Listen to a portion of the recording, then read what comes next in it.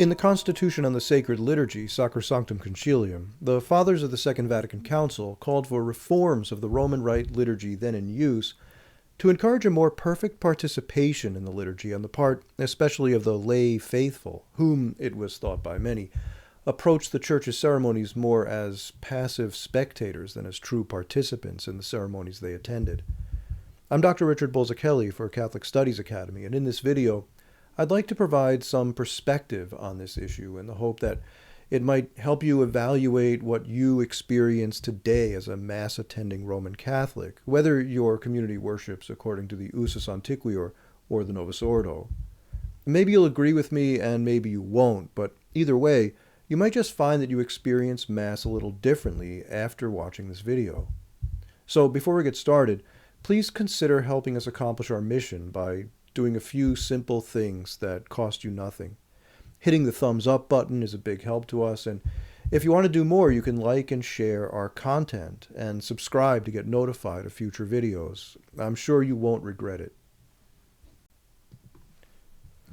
Leaving aside for the moment the question of whether or to what extent the Father's concern was well-founded, a desire to facilitate a full, conscious, and active, actual, or effectual participation in the liturgy on the part of the lay faithful was the stated reason at the heart of the reforms called for in Sacrosanctum Concilium. A lot of ink has been spilled over how we should translate the operative phrase here. The passage appears in paragraph 14 of Sacrosanctum Concilium, where the document reads, Valde cupit mater ecclesia ut fidelis universi ad plenam illum consciam atque actuosam liturgicarum celebrationem participationem ducantur, quae ab ipsius liturgiae natura postulatur. It's usually translated something like this.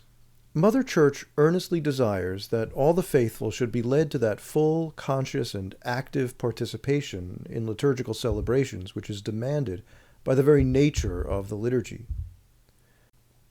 But when we hear the term active in English today, we're likely to understand a lot of external movement.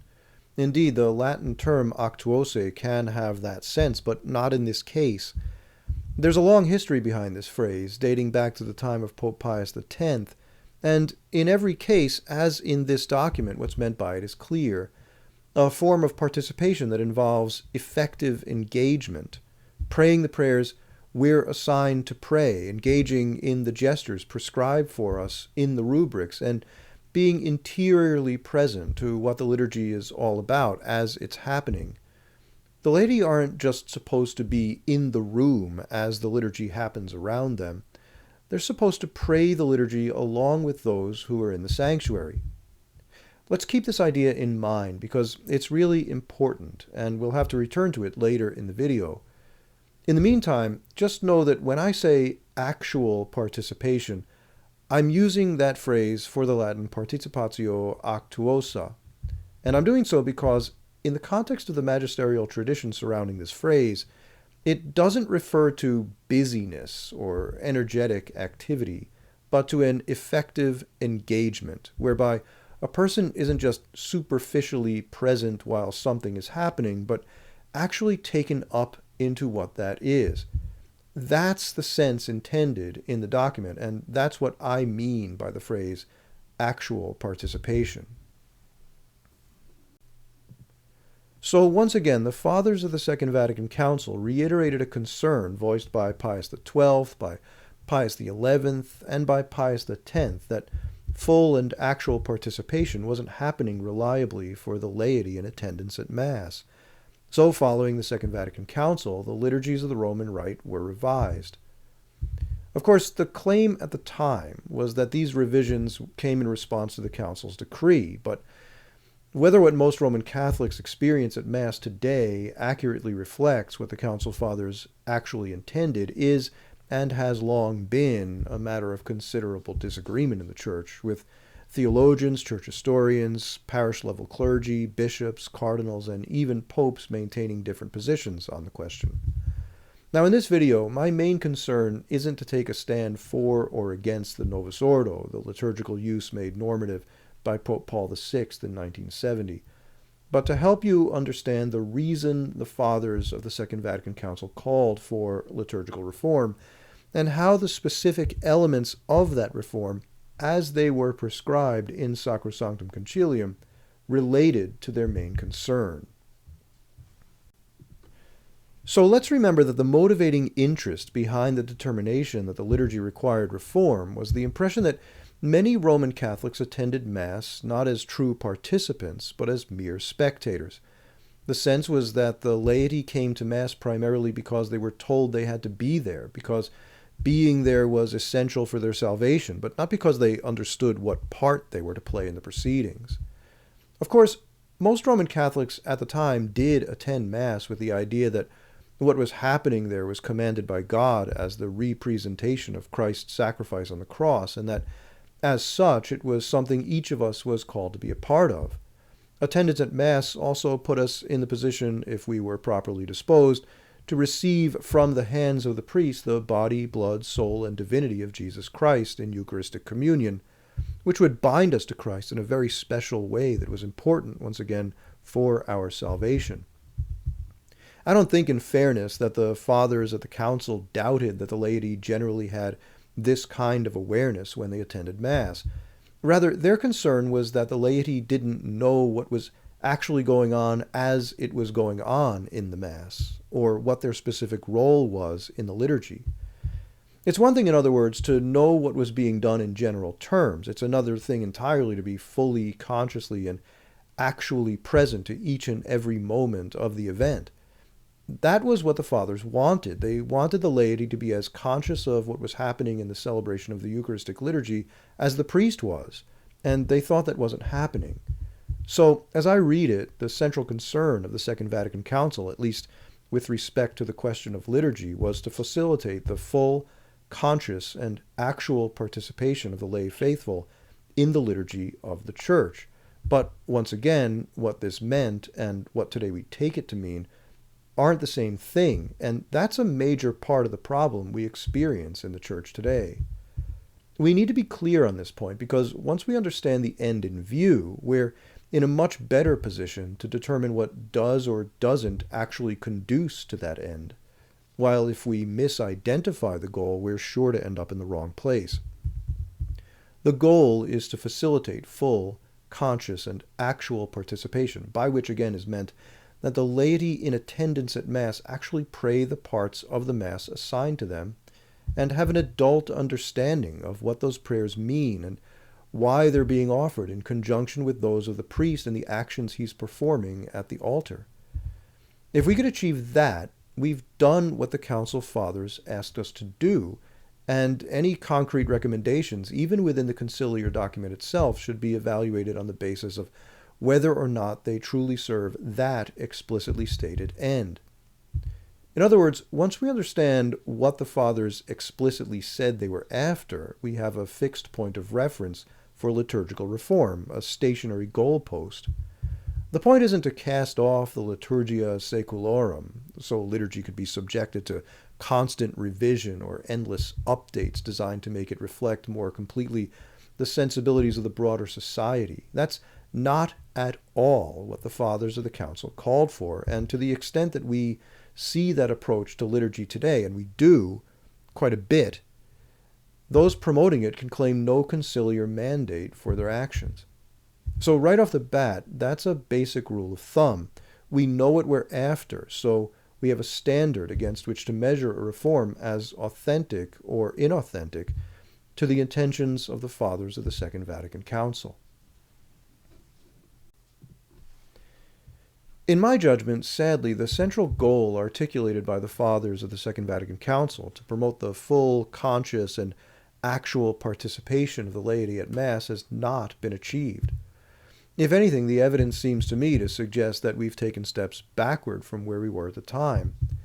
If before, as I said, most Catholics then did attend Mass with the idea that what was happening there was commanded by God as the representation of Christ's sacrifice on the cross, and that Eucharistic communion bound us to Christ and his body, blood, soul, and divinity for the benefit of our salvation, today the evidence is overwhelming that very few of those who attend Mass regularly, a clear minority, by the way, of self-identifying Catholics in the early 21st century in the United States, and even fewer of the majority who don't have any understanding at all of these aspects of the Mass. I made a video some time ago in which I addressed this issue and others. I'll put a link to it below. So, far fewer Catholics go to Mass today at all in the United States and Europe than had done so prior to 1970. And of those who do, most no longer even understand the Mass's most fundamental meaning and purpose. There's simply no possible way we could say that today's Catholic laity have, in the main, realized more perfectly than their parents and grandparents had that full conscious and actual participation in the Mass, the concern for which motivated the fathers of the Second Vatican Council to call for reforms. This is the problem that led Pope Benedict XVI and many others, after the passage of decades since the introduction of the Novus Ordo, to call for a reform of the reform. But how did things go so badly wrong? In the time since the Council, the words of Sacrosanctum Concilium have generally been presented in English not as full and actual participation, but as full and active participation. That difference in translation in the English-speaking world, which has its parallels in the Romance languages as well, may seem trivial at first glance, but it isn't. We feel its consequences every day. This translation evokes in the minds of today's readers the idea that everyone in the room has to be doing something in the liturgy all the time, or at least has to have some special function in it. That's the reading of the document used to justify the incessant multiplication of lay ministries at Mass, and on top of that, the overuse of those who step forward to exercise them. It's also the reading of Sacrosanctum Concilium that turns the Mass into a kind of theatrical production or a parish talent show or some other frenzy of activity in which the main attraction seems to be the long parade of congregants and what in particular each one will do when he or she takes the stage. If the idea at your local parish is that everyone has to somehow get involved in some ministry active in the Mass, this reading of Sacrosanctum Concilium is behind it, and even if one were to argue that the Latin language permits such a reading of the text, sensitivity to historical context and continuity with prior statements on the same subject make it clear that the Fathers didn't intend that reading at all. In the worst cases, the result is that we always feel as if the liturgy has to be reinvented anew so it could speak to us today, so we could make it our own, or so it expresses the concerns and values of people here and now in our own community and generation. We're reminded over and over again that the liturgy isn't a museum piece, a stale repetition of empty rituals that served their purpose in ages past, but now threaten to constrict the spread of the gospel and stifle the Holy Spirit. And so we're told to avoid rigidity, to look forward, not backward, and to embrace changes as a blessing.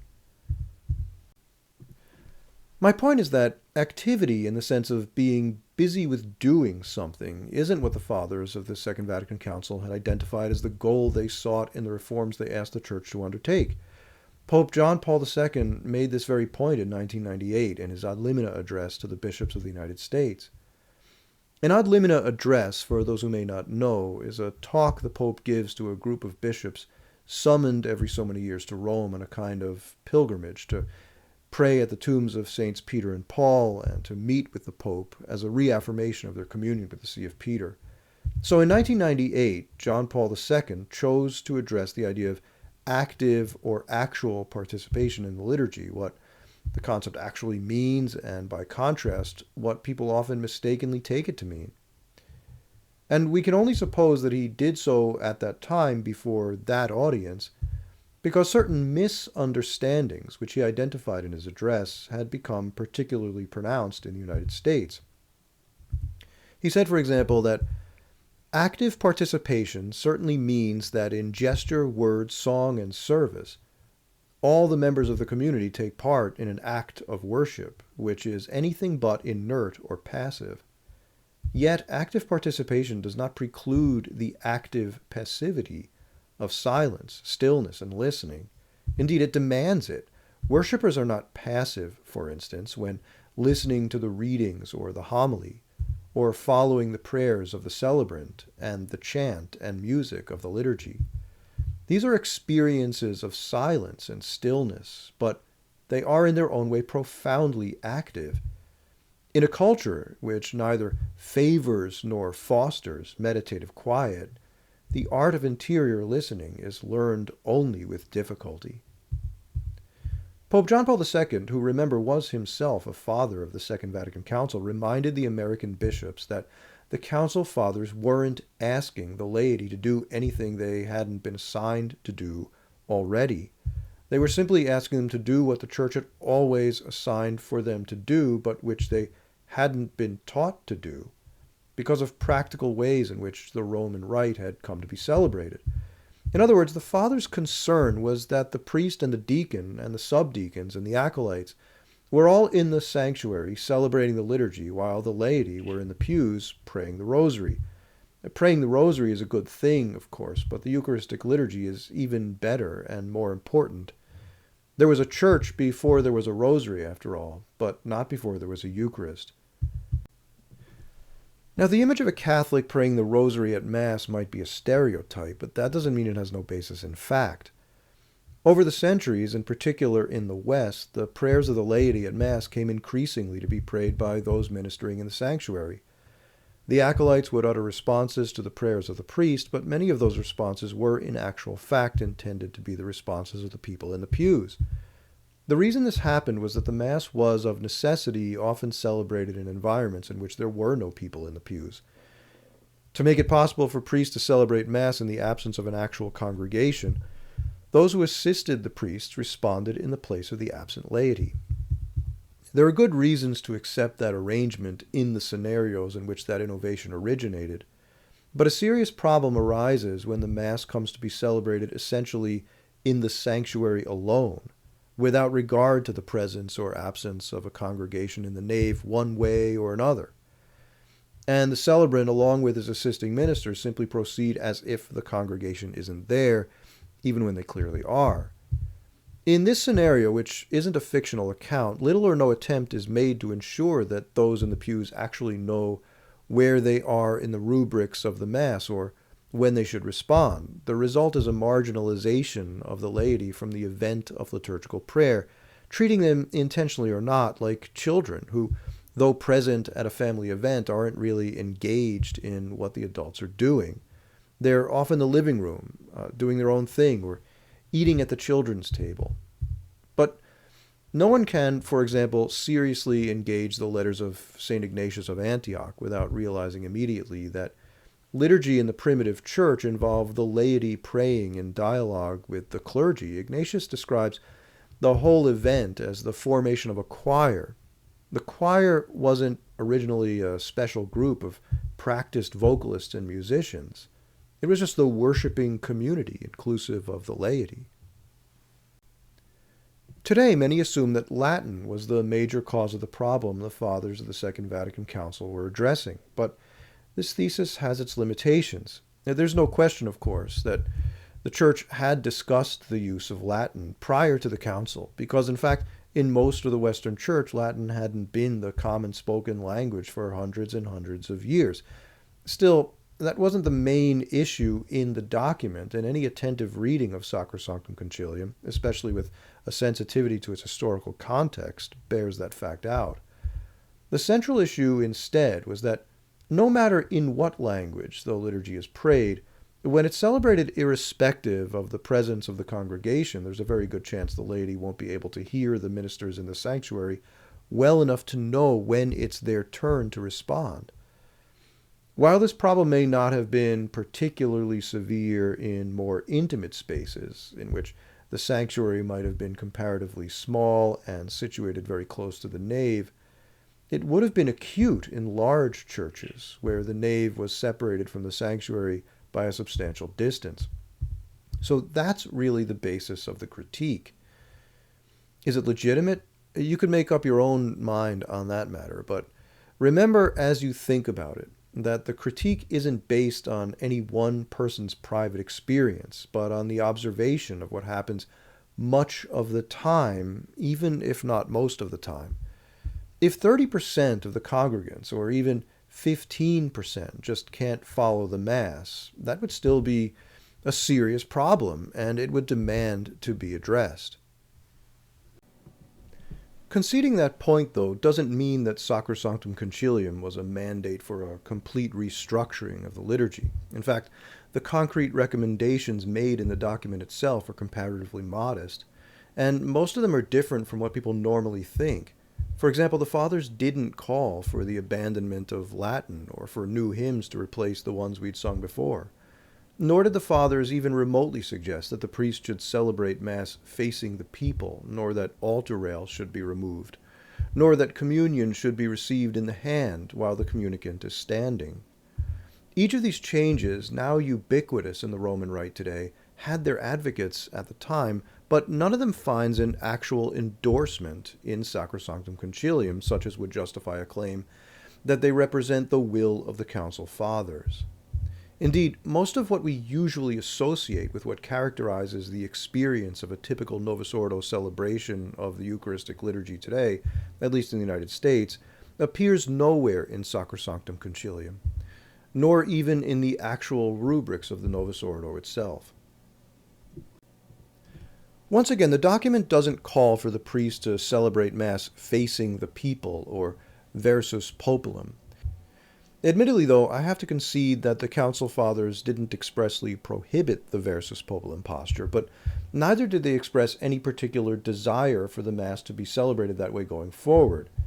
They were sensitive to the fact that, at the time, there was open and vigorous scholarly debate on the priestly liturgical posture in the primitive Church, and the Council Fathers didn't want to use their constitution on the sacred liturgy to evaluate that scholarship. In my view, however, the change in the customary default posture of the priest at Mass from ad orientem to versus populum is totally wrong-headed. The best scholarship undertaken since the Council hasn't made the case that the change is, in fact, a reversion to the practice of the Apostolic Fathers.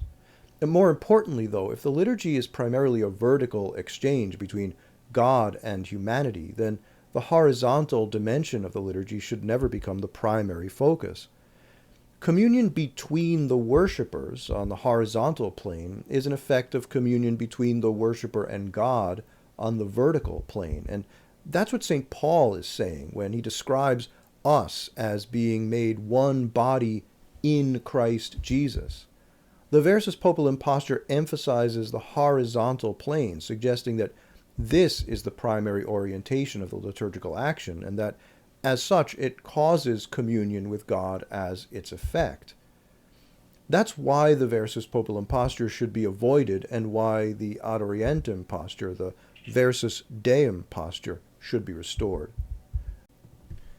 So, to put into perspective just how far astray contemporary liturgical architecture often goes from the prescriptions of Sacrosanctum Concilium and the actual reasons the Fathers gave in support of them, even as the architects claim to be motivated by the document's directives, you need only take note of the fact that in many worship spaces today, the main altar is positioned so close to the front of the sanctuary that not only would celebration of the Mass ad orientem be impractical or even impossible, but the priest can't even process around the altar without stepping into the nave.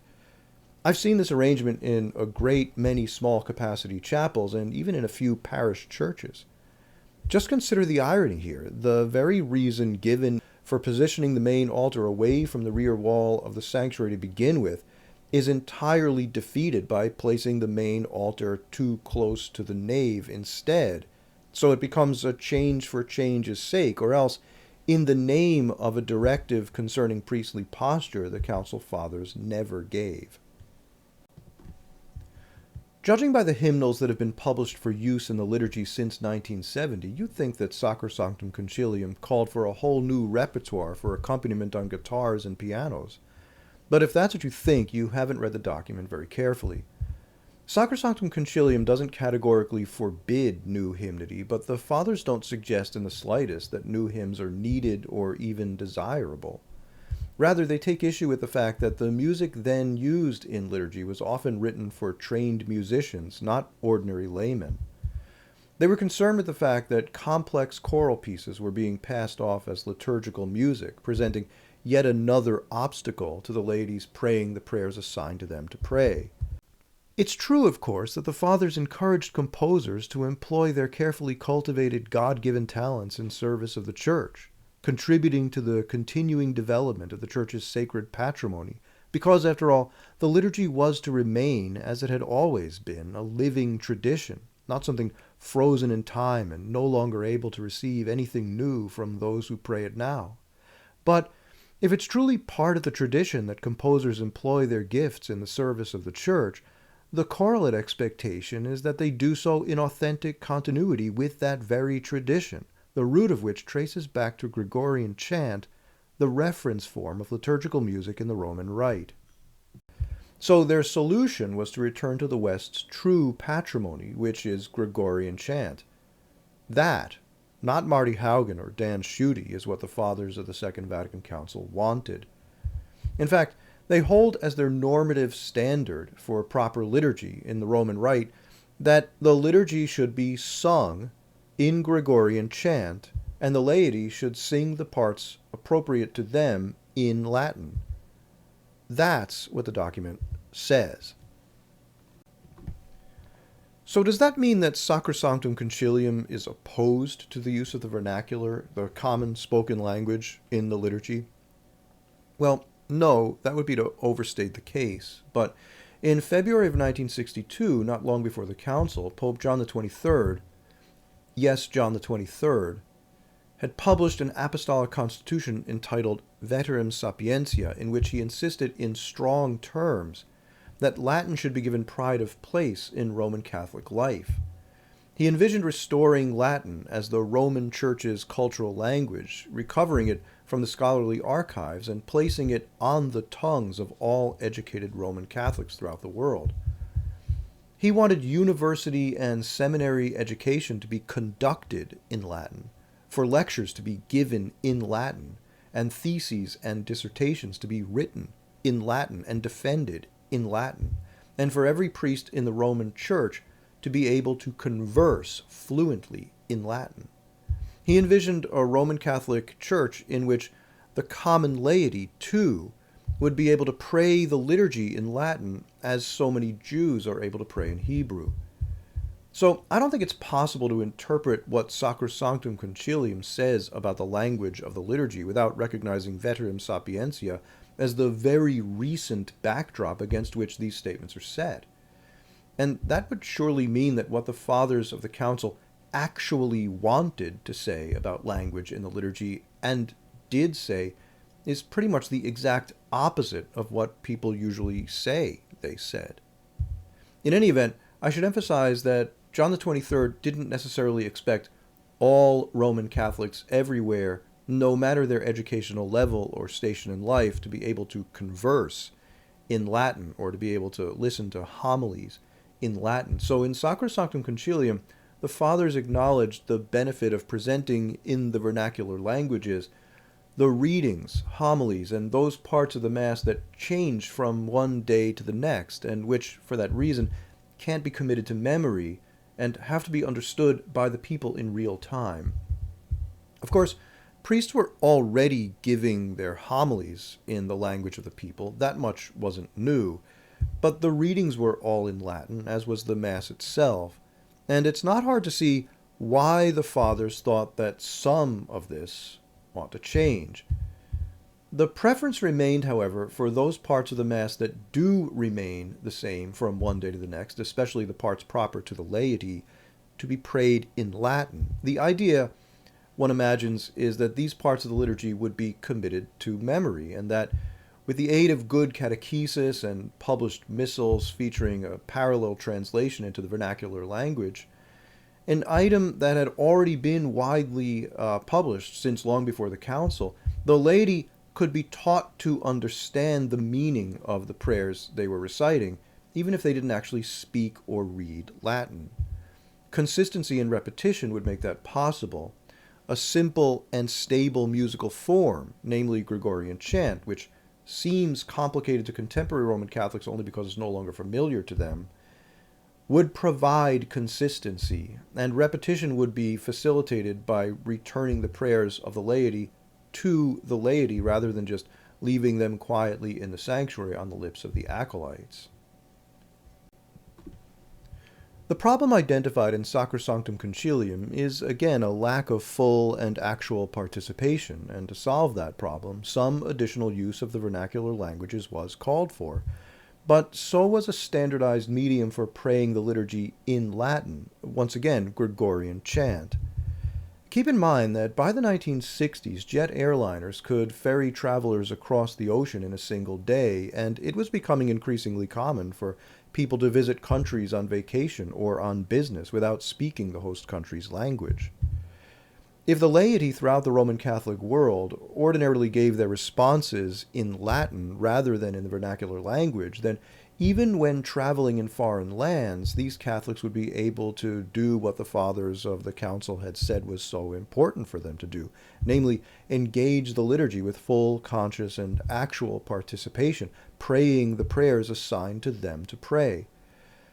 Indeed, the experience of the two great wars of the first half of the 20th century, which were still fresh in the minds of the Council Fathers and the Periti, many of whom were directly and intimately involved in those conflicts, provided extensive case studies in just how useful a universal liturgical language like Latin could be in facilitating the laity's ability to be present to and participate in the Mass even in alien lands. Full, conscious, and actual participation, in other words, doesn't mean having to plan the liturgy out anew each time in search of something fresh, or having to get up out of your pew to do something in the sanctuary. It doesn't mean having a unique role to play by which each parishioner is set apart from all the rest, but everything I've just listed here is a common problem in many, if not most, Roman Catholic parishes in the United States today. Not only, however, is none of this what the Fathers meant when they called for full, conscious, and actual participation, it's the opposite. Think about it. When you're just learning how to play a new game or how to operate a new machine, you're probably very conscious of what you're doing, but are you fully and actually participating in the movement of playing the game or using the machine? Are you really dancing if you're still looking down at your feet, trying to remember what step comes next? Of course not. But if we're honest, in the decades since the introduction of the Novus Ordo, isn't that often what it feels like? I think so. In many parishes today, not all, liturgy feels, to me at least, like a dress rehearsal for the real thing we never seem quite ready to execute. And this is especially true on the Church's most important feasts, like the Easter Vigil or the Midnight Mass. The problem is due partly to the fact that the Novus Ordo allows so many options, so many possible variations, that even when the celebrant follows the rubrics faithfully, the laity's experience of the liturgy could vary significantly from one day to the next or from parish to parish. And to make matters worse, this characteristic of the Novus Ordo can be exploited to mask abject innovation, where celebrants substitute their own prayers for those explicitly prescribed, even in the words of institution, at the very consecration of the Eucharist, or where they add and subtract elements to the liturgy, inventing them out of whole cloth or importing them from extraneous sources, including other religions. To prepare ourselves for the beauty of the readings and the deep teaching of Jesus, let's prepare ourselves with a beautiful in-breath, and let's breathe out our preoccupations and our projects and our worries, our plans. Now, once again, I don't share the view of some in my audience that the Novus Ordo is fatally flawed from beginning to end. Then again, when I speak here of the Novus Ordo, I'm referring to the Mass in its published form, not as it's come to be executed in our daily lives. And while I do acknowledge that some of the changes written into the rubrics, many of which consist mainly in deletions, should arguably be revisited, I don't agree with some critics of the Novus Ordo that those changes were catastrophic in themselves. That's just not my view, so let's leave that finer point aside, because I don't want my audience to be distracted from the point I'm making right now in this commentary. And besides, I'm not saying the Novus Ordo, considered in its purest form, should be insulated from criticism or calls for reform in the name of scholarship or ancient tradition. The usus antiquior didn't enjoy such a privilege, so fair is fair on that score. All of that aside, I don't see the Novus Ordo as requiring those innovations now so widespread, which I specifically addressed in this video, nor many others I didn't mention but also oppose, and for which I can find no real warrant in the conciliar text. Most of them aren't really part of the rubrics of the Novus Ordo at all, but are accretions, which in future times may well be suppressed, even if today they're widely accepted, promoted, and even mandated by some bishops. In fact, what most Roman Catholics experience at liturgy day to day has nothing at all to do with what the Fathers of the Second Vatican Council actually called for in Sacrosanctum Concilium, except maybe that it frustrates the document's main objectives and does nearly everything the document cautions against, while abandoning nearly everything it explicitly directs. To be sure, the Novus Ordo's singular achievement is a positive thing. It does return the prayers proper to the laity to the lips of the laity, and in my experience, the Novus Ordo, whatever its inherent shortcomings, can facilitate full, conscious, and actual participation when celebrated according to traditional Roman Catholic standards of piety and reverence. But in actual practice, it's clear to me that the problems initially identified by the Fathers of the Second Vatican Council haven't been solved by the post-Vatican II reforms. In fact, they've clearly gotten worse.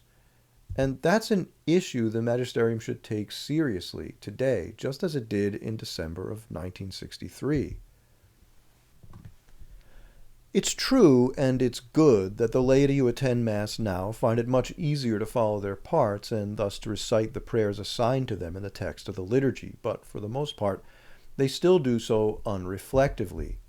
We know this because, as I addressed in that previous video, to which I've supplied a link below, fewer Roman Catholics than ever even show up to Mass on a regular basis, and even those who do fail, for the most part, to assent to the Church's most fundamental teachings, even as concerns the Eucharist itself. The supermajority of self-identifying Catholics no longer believe in the true presence of Christ in the Eucharist, which means they can't possibly be fully, consciously, and actually participating in what it is the Church does in the Mass.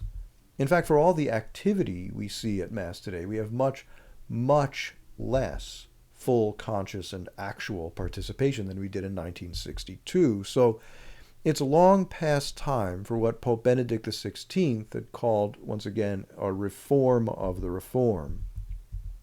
I can't emphasize more strongly, however, that in my view, it would be a grave mistake to blame Sacrosanctum Concilium for the problem, as some may be tempted to do. Instead, we ought to promote its faithful application, something never yet attempted, as the real solution the Church of the 21st century so desperately needs. Well, those are just a few of my many thoughts on this broad question. So if you like this video, go ahead and hit that thumbs up button. Leave your comments down below. We'd love to hear from you. And don't forget to subscribe to our channel and get notified of future content. And of course, share our content on social media. Doing so helps us reach a broader audience and hopefully lead more souls to heaven. Again, I'm Dr. Richard Bolz-Kelly for Catholic Studies Academy. Thanks for watching.